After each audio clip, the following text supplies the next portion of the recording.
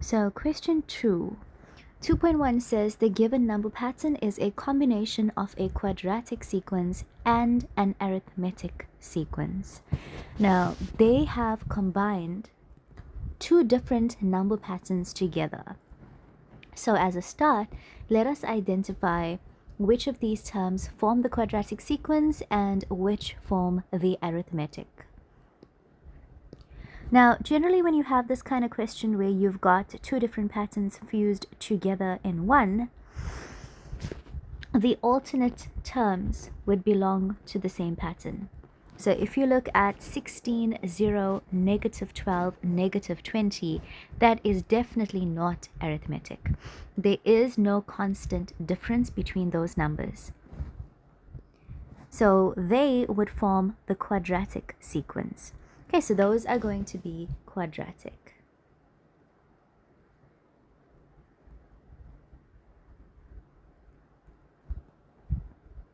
And the remaining terms, 32, 28, 24, 20,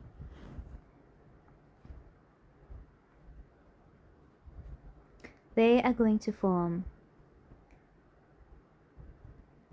the arithmetic sequence. Now that makes sense because if you look at the difference between 32 and 28, that is a negative 4. From 28, if we minus 4, we get 24. And from there, we would get 20. So that makes perfect sense as arithmetic. 2.1.1 says determine the general term of the quadratic sequence. So specifically looking at the quadratic sequence, these are the terms, and let's focus on getting the first difference. From 16 to 0, we would minus 16. 0 to negative 12, we would minus 12. And negative 12 to negative 20, we would minus 8. So these are our first differences. And we notice from these first differences, to go from negative 16 to minus 12, we would add 4. Negative 12 to negative 8, we would add 4. So we do end up having a constant second difference. Now remember, when it comes to getting the general term of a quadratic sequence, we work with the first value in each row. So starting from the bottom, that is equal to 2a. Above that would be 3a plus b. And the one above that would be a plus b plus c. So working from the bottom up, we've got 2a is equal to 4. Divide throughout by 2, a is equal to 2. Let's take that, substitute above.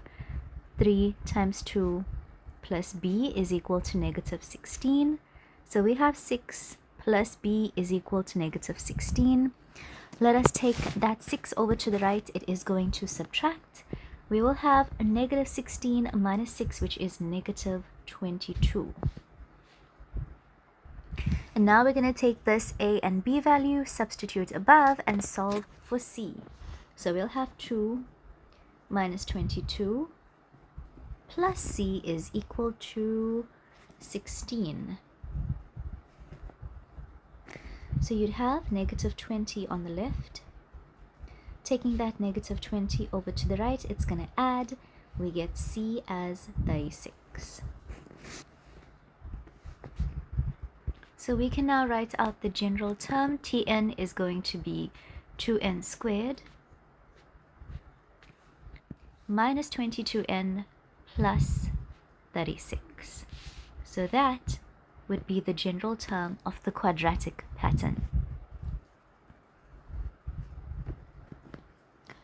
2.1.2 says determine the general term of the arithmetic sequence. Now bear in mind, the terms that formed part of the arithmetic sequence was 32, 28, 24, and 20. Okay, so here are the terms, and I'm just going to write down the general term formula.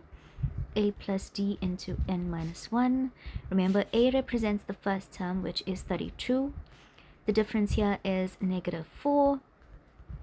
And we are going to take that negative 4, multiply into the bracket with both terms. Let us gather like terms. We have 36 minus 4n. So that is the general term for the arithmetic pattern. That was quite simple.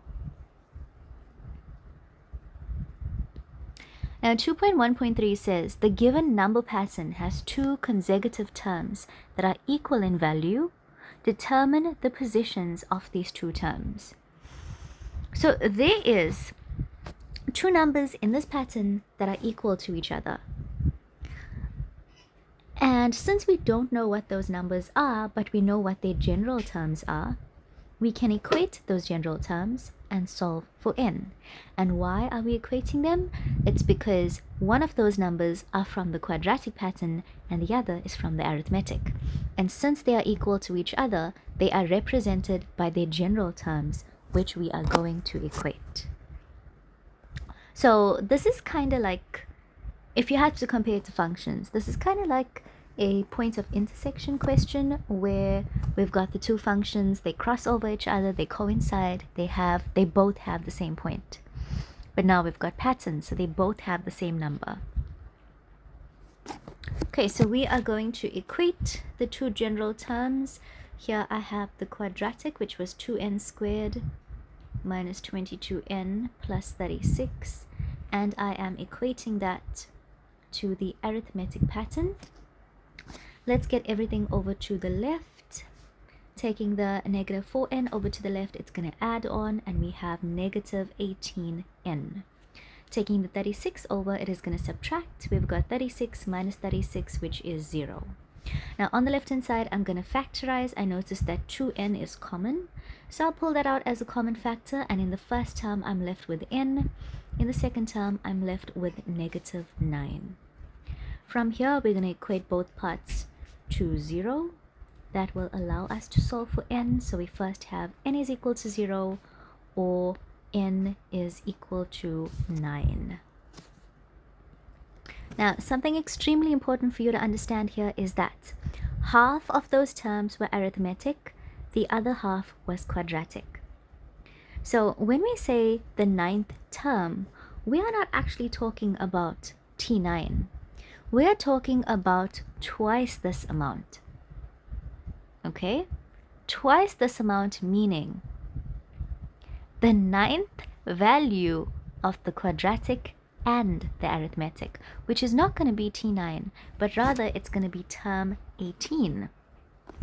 So this should be term 18, and the one before that,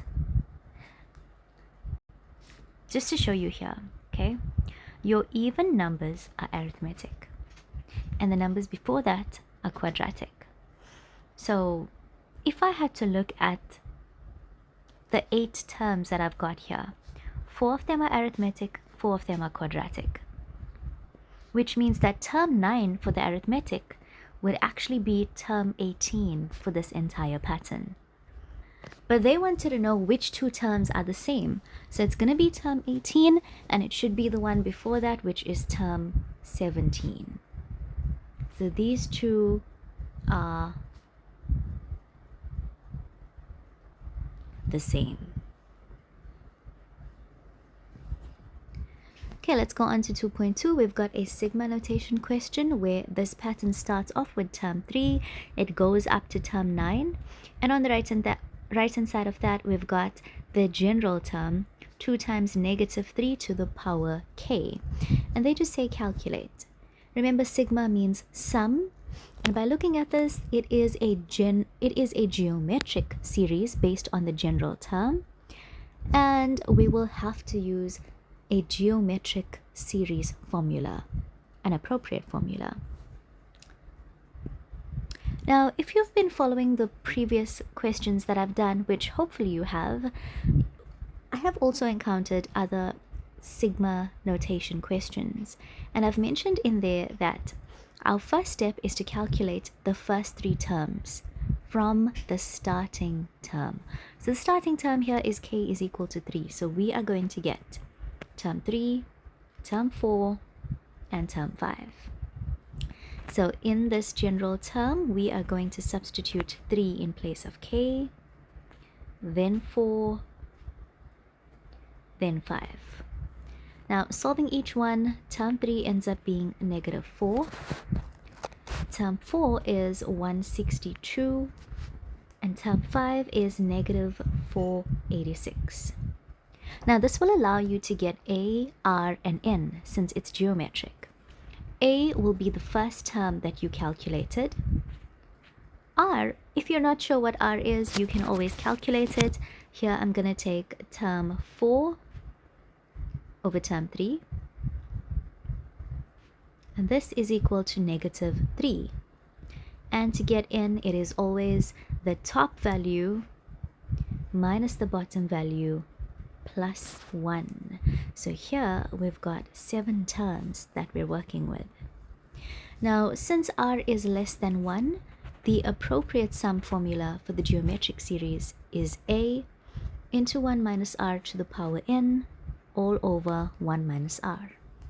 And all we have to do from here is substitute our values into the formula, plug the entire thing onto your calculator to get your final answer. So here we have A as negative 54, R was negative 3, the exponent N is 7, and in the denominator 1 minus negative 3. If you'd like, you can further simplify this, but it is not necessary. From here, you can very carefully plug this exactly as you see it on your calculator, and your final answer should be negative 29538. So that is what the sigma notation is equal to.